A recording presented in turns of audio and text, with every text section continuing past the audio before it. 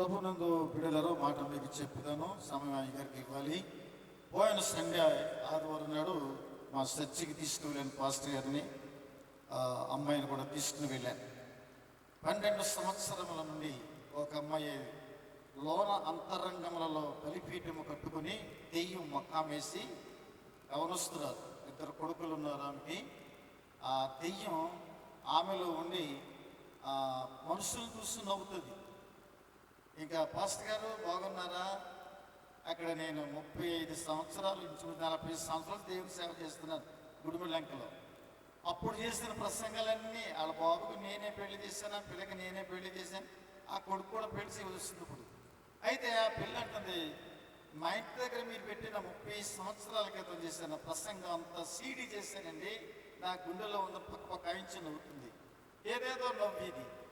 అయితే అయ్యగారు నేను వెళ్ళి కూర్చున్న తర్వాత తల్లి వచ్చి, ఈ అమ్మాయి రాత్రులు నిద్రపోవట్లేదండి, అటు ఇటు పరుగులెత్తిపోతుంది, అన్నం తిందండి, ఆకలి లేదండి, ఎరుసూపులు చూస్తుంది, విస్తరించి ఎక్కువ మాట్లాడుతుందండి, చాలా అలరగా ఉంటుందండి, మాకు భయం వేస్తుందండి అంటే అయ్యగారు నేను అమ్మాయి అందరం కలిసి ప్రార్థన చేస్తున్నాం.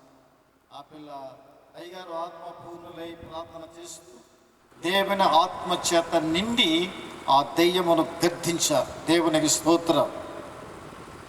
ఎంత గట్టిగా చెప్పారండి, హల్లెలూయా. అలా కాదు, వెంటనే దెయ్యం విలవిలలాడి వెళ్ళిపోయింది. అయితే నేను మళ్ళీ వీళ్ళ సాధువు అన్నాడు సర్చ్ చూసుకుని, మా సంఘ బిడ్డలు వాళ్ళు, సరే నేను వస్తుంటే నేను కొంచెం లేకపోతే క్యాగేసి అయ్యగారు ఆగండి, అయ్యగారు ఎక్కడున్నారండి అన్నారు. ఏ అయ్యగారు అన్నాడు. మొన్న వచ్చారు, అయ్యగారు ఎక్కడున్నారండి అన్నారు. అయ్యగారు మా ఇంట్లోనే ఉన్నారు అన్నారు. అయితే అయ్యా ఇలాంటి గొప్ప కార్యం దేవుడు చేశాడండి, నా కూతురికి మహాభయంకరమైన శోధ నుండి, భయంకరమైన పిచ్చి అలవాటుల నుండి దేవుడు తప్పించాడండి. మమ్మల్ని నిద్రనివ్వదు, ఆవిడ నిద్రపోదు, పిల్లలు నిద్రపోదు, భర్త కూడా నిద్రపోనివ్వదు. ఆ భర్త గారు కూడా వారం రోజులైంది, ఆయన కూడా కామెర్లు ముదిరిపోయి చచ్చిపోయాడు. అతను కూడా ఆయన చచ్చిపోవడం నాకు చింత లేదంటుంది ఈ పిల్ల మాతోటి అన్నదా పాప, చచ్చిపోవడం మాకు చింత లేదండి చిన్న వయసు పిల్లకి. అయ్యా ఇలాంటి మాటలతో కలరపడుతున్న బిడ్డ ప్రార్థన చేయగా దేవుడు స్వస్థత ఇచ్చి బాగు చేశాడు.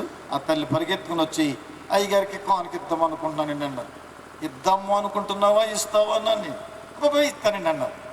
ఏదో కొద్దిగా కానుకిచ్చింది, పెద్ద కొబ్బరి నూనె బాటిల్ ఇచ్చింది, ప్రార్థన చేసి అయ్యగారికి ఇవ్వండి. నేను ఇది ఆయన గణపరచాలను కాదు, మీకేదో సంతోషం వస్తుందన కాదు, సర్వోన్నతమైన దేవుడు మహిమపరచబడను గాక. ఆమేన్. హల్లెలూయా, హల్లెలూయా. హాస్పిటల్ తీసుకెళ్తే 1000 ఖర్చు అవుతున్నాయి. ఆమె ఇచ్చిన కానుక ఎంతంటే లూకాసు సువార్త 20వ అధ్యాయంలో ఉన్నది ఒక అమ్మగారు 2 కాసులు ఇచ్చినట్లుగా చిన్న కానుక ఇచ్చింది. హాస్పిటల్ తీసుకెళ్తే డాక్టర్ గారు ఎలక్ట్రగా పండుగ శతకోసి చూసి టెస్ట్లన్నీ చేయండి అంటే టెస్ట్లన్నీ చేసిన తర్వాత ఎటో 5000 అంటే కడుతుంది. చిన్న కానుక ఇచ్చింది దేవునికి. అన్న ఒక సభలు జరుగుతున్నాయి, ఇదేనా నీ కానుక? నేను అనలేదు కానీ ప్రభువా ఇదొక పెద్ద దెయ్యం ప్రభువా, పెద్ద కాగితం అంటే కొంచెం చిల్లరుంది అడుగుతుంది తండ్రి, ఇదో పెద్ద దెయ్యం ప్రభువా అని మనసులో అనుకుని నేను బాటిల్ అడ్డుకొచ్చాను. దేవునికి స్తోత్రం. కనుక ప్రభు పని ఇక్కడ జరుగుతున్నది అంటే ఇందాక అయ్యారు అన్నారు, మాకు చింత లేదు, జనం రాలేదని మాకు చింత ఏం కాదు. ఈ మైక్ సౌండ్ మొత్తం అంతా వినబడుతుంది, చాలామంది వింటున్నారు. కనుక మీరు కూర్చున్న బరకాలు సాక్ష్యం ఇస్తాయి దేవుని దగ్గర, ఈ వృక్షాలన్నీ సాక్ష్యం ఇస్తాయి, ఈ ఫోటోగ్రాఫ్ కూడా సాక్ష్యం, అన్నీ ఈ మైకులన్నీ సాక్ష్యం ఇస్తాయి, కీబోర్డు కూడా సాక్ష్యం ఇస్తుంది. దేవునికి స్తోత్రం.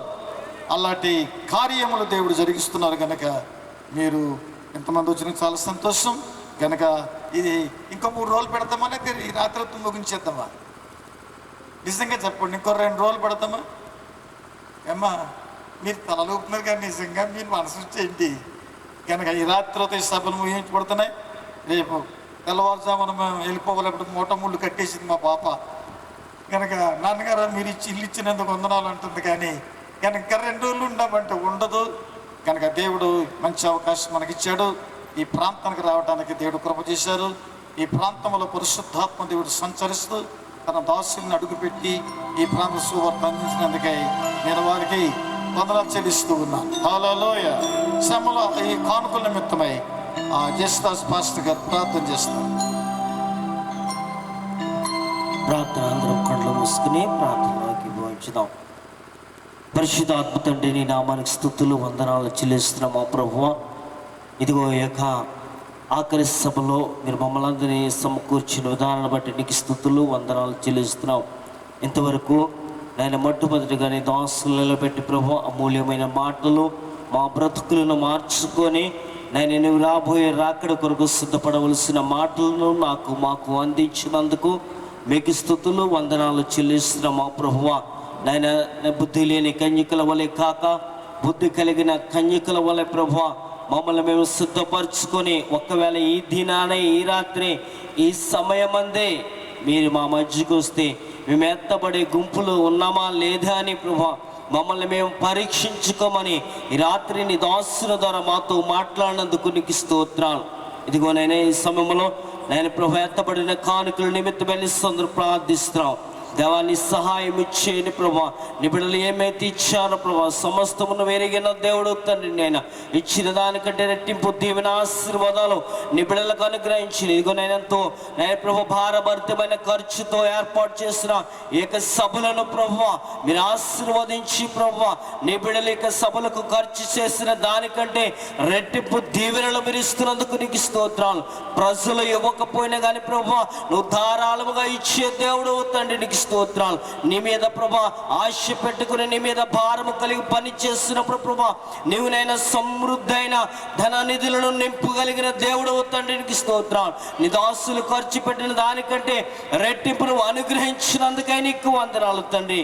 నీ సహాయం చేదిగో రెండవదిగా ప్రభా మరి ఇక దాసులు నిలబడబోచ్చునుగా ప్రభా ఏడంతల ఆత్మశక్తి చేత మీరు నింపి ప్రభా నాయన ప్రభా నీ వాక్యములోని అమూల్యమైన మాటలు మాతో మాట్లాడమని అడుగుచున్నాం.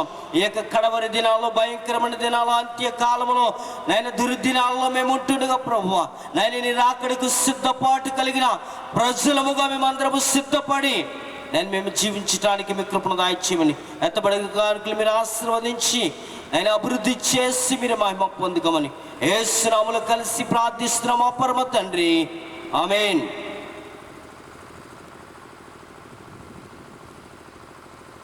ఇంకొక మాట మీకు చెప్పాలి, మరి సమయం కుదరదేమో.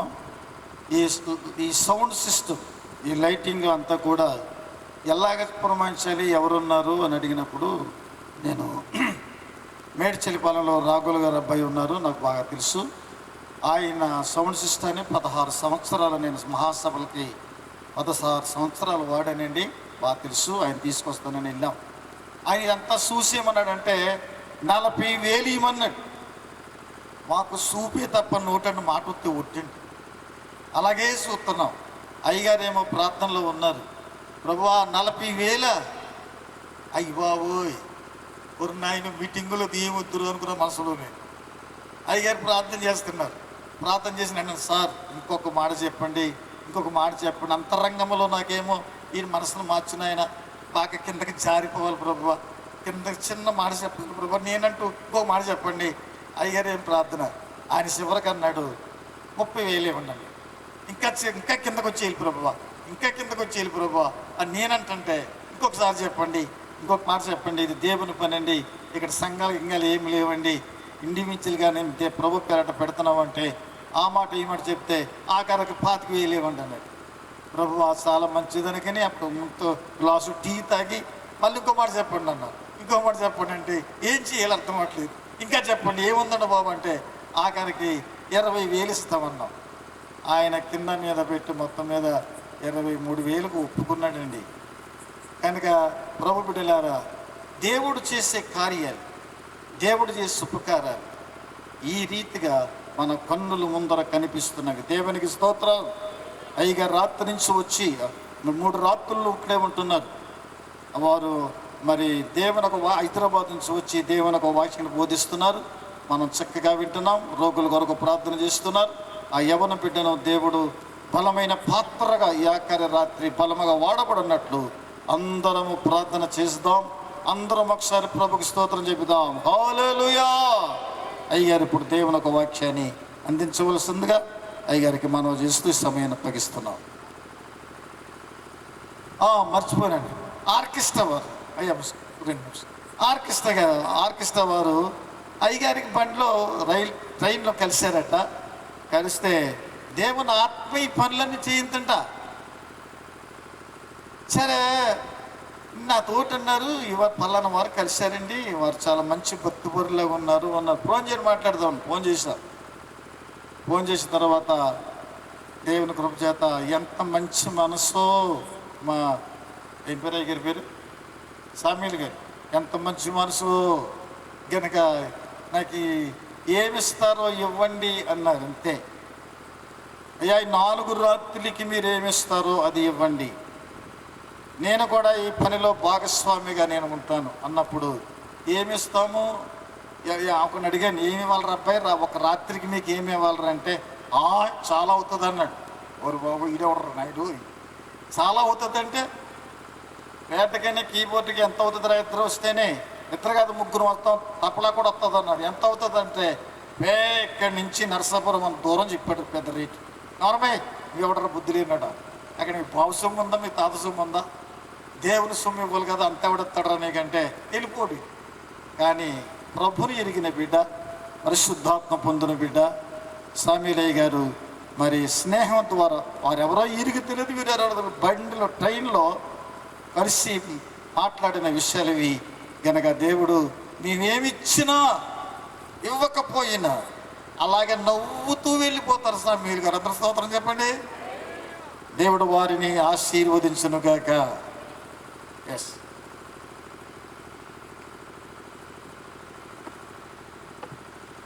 హల్లెలూయా, హల్లెలూయా. 2 చేతులెత్తి గట్టిగా ఒకసారి హల్లెలూయా చెప్తాం. యేసేకి ప్రభుకి వందనాలు, ప్రభుకి మహిమ కలుగును గాక. ఓకే, ఇంకా ఎక్కువసేపు నేను చెప్పి ఇంకా మిమ్మల్ని విసిగించాను. కొద్ది విషయాలు మనం ధ్యానించి మనం ప్రార్థన చేసుకుందాం. ప్రభు మన మధ్యలో ఉన్నాడు, ప్రభు సన్నిధి మన మధ్యలో ఉన్నాడు. ఎంతమంది నమ్ముతా ఉన్నారు ప్రభు మన మధ్యలో ఉన్నాడని? హల్లెలూయా. మత్తయి సువార్త 24వ అధ్యాయము 14వ వచనము.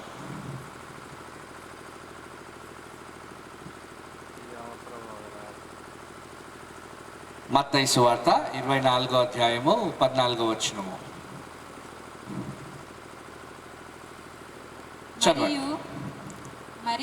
మరియు ఈ రాజ్య సువార్త సకల జనములకు సాక్షార్థమై లోకమందంతటను ప్రకటింపబడును.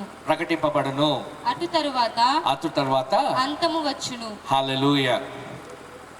మనము ఏమి విని రక్షింపబడ్డాము? సువార్త విని రక్షింపబడ్డాము. యేసు ప్రభు మన కొరకు ఏమి చేసినాడో అది విని మనము రక్షింపబడ్డాము. రక్షింపబడిన మనము లేక మన మీద దేవుడు పెట్టిన భారము లేకుంటే బాధ్యత ఏంటంటే మనని రక్షణలోకి నడిపించిన ఈ యొక్క రక్షణ సువార్తను మన వరకే పెట్టుకోకుండా మన ద్వారా ఇంకా అనేకులకు యేసు ప్రభు యొక్క వార్తను ప్రకటించాలన్నది దేవుని యొక్క ఆజ్ఞ, దేవుని యొక్క ప్రణాళిక. ఇందాక మంచి రాకడ గురించి వర్తమానం విన్నాము. ఇక్కడ ఏం చెప్తా ఉంది దేవుని వాక్యం అని అంటే, ఈ రాజ్య సువార్త సకల జనులకు సాక్షార్థంగా ప్రకటింపబడిన తర్వాత ఏమొస్తుంది?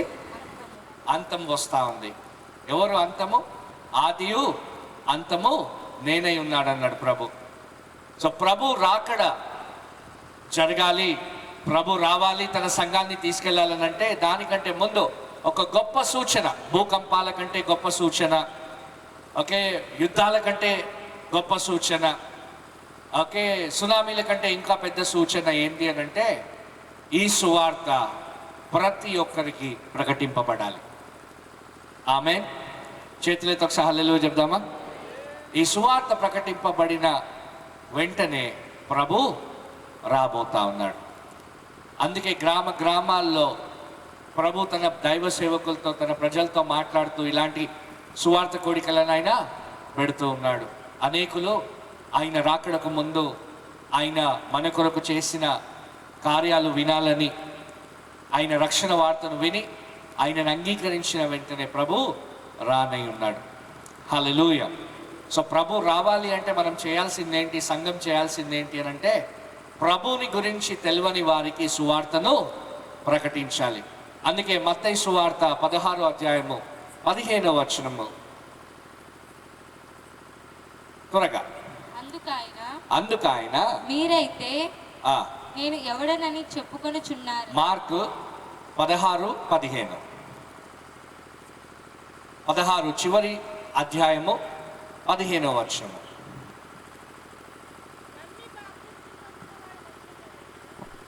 మరియు మీరు సర్వలోకమునకు వెళ్ళి. ఇదిగో యేసుక్రీస్తు ప్రభు ఆరోహణం అయిపోయి వెళ్ళిపోయే ముందు ఆయన తన శిష్యులతో చెప్తున్న మాట, ఈ రాత్రి మీతో చెప్తున్న మాట గట్టిగా చదవమ్మా. మరియు మీరు సర్వలోకమునకు వెళ్ళి సర్వ సృష్టికి సువార్తను ప్రకటించుడి. నమ్మి బాప్తిసము పొందినవాడు రక్షింపబడును. నమ్మని వానికి శిక్ష విధింపబడును. నమ్మిన వారి వలన ఈ సూచక క్రియలు కనబడును. చాలమ్మా. ప్రభు ఇచ్చిన ఆజ్ఞ ఏంటంటే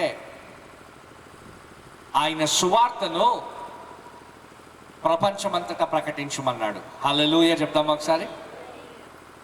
యేసు ప్రభుని గురించి విని రక్షింపబడిన నువ్వు, నీపైన ప్రభు పెట్టిన బాధ్యత ఏంటంటే ఈ వార్త నీ నుండి ఇంకా అనేకులకి ప్రవహించాలి. ఓకే, నీ ఇంట్లో ఆహారం ఉంది, ఊర్లో చాలా మంది ఆకలిగొని ఉన్నారు. ఏం చేస్తావు? ఆహారాన్ని ఆపేసుకుంటావా? నీ ఇంట్లో అనేకులు చనిపోవడం చూస్తావా? లేకుంటే ఉన్న ఆహారాన్ని పంచుకొని మరణించే వారిని కూడా కాపాడుకుంటావా? ఒకవేళ నీ హృదయంలో ప్రభు ఉన్నట్లయితే, నువ్వు ఇతరులను ప్రేమించేవాడిగా ఉంటే ఏం చేస్తావు?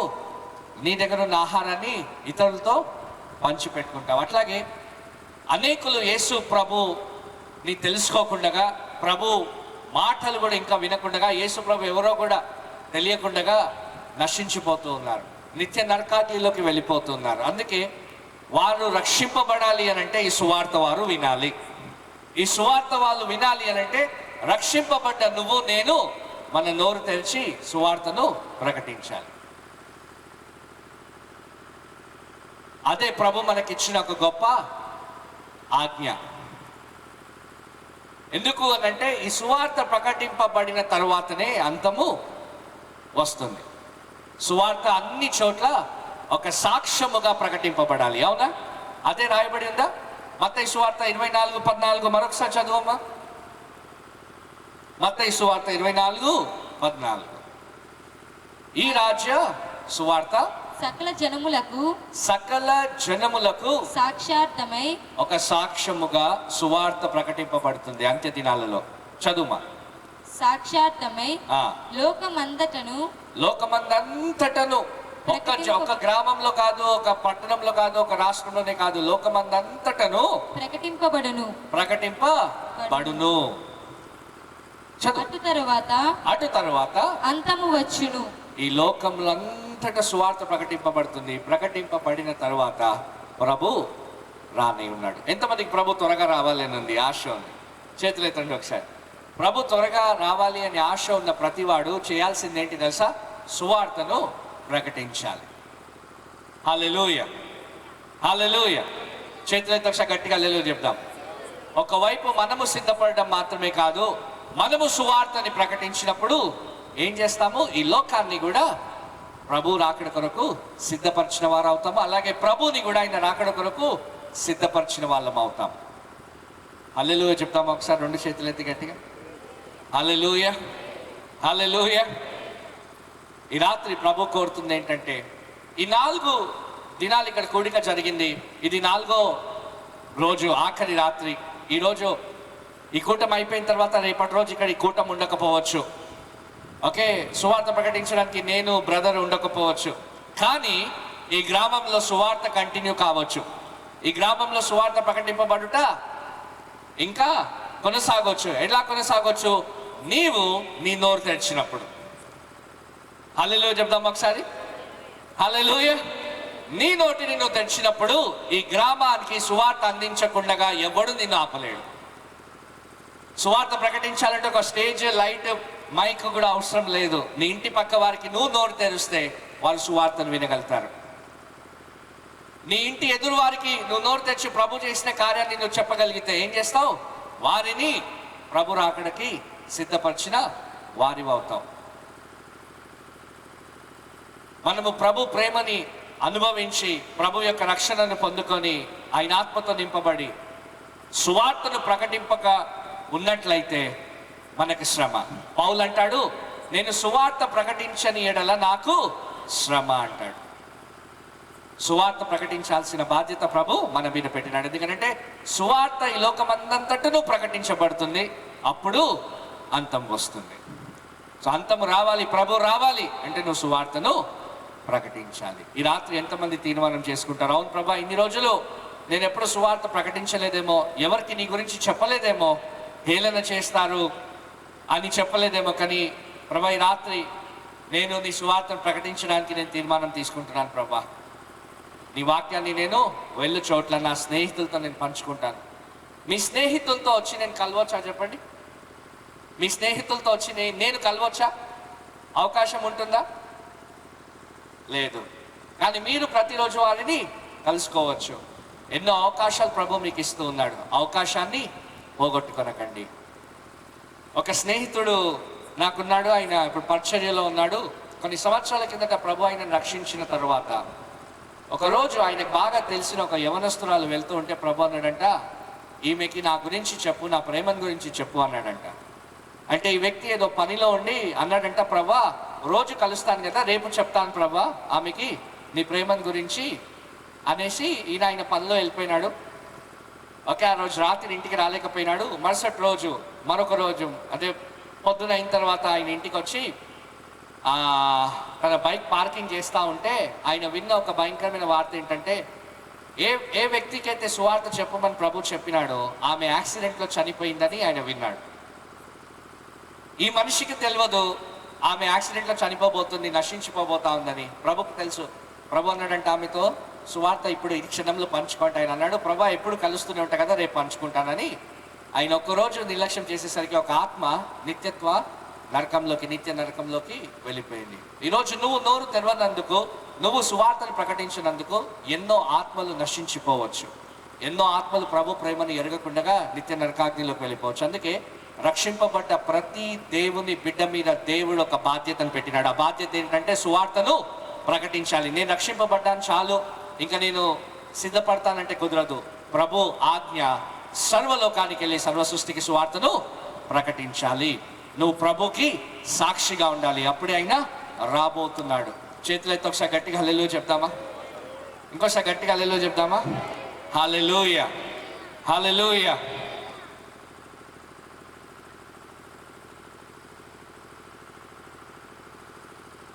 ప్రభు ఆయన వెళ్ళిపోతున్నప్పుడు ఆయనకు తెలుసు ఆయన సిలువ వేయబడి సమాధి చేయబడి తిరిగి లేచి ఆరోహణమైపోయి తండ్రి వద్దకు వెళ్ళిపోవాల్సి ఉందని ఆయనకు తెలుసు.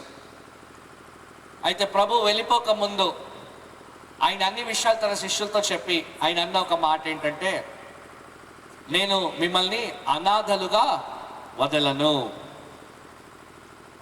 నేను మిమ్మల్ని అనాథలుగా వదలనని చెప్పి ఏమన్నాడు తెలుసా?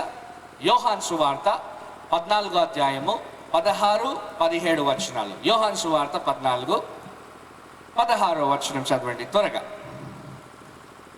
ఇంకో 10 నిమిషాల్లో నేను ముగించేస్తాను. నేను తండ్రిని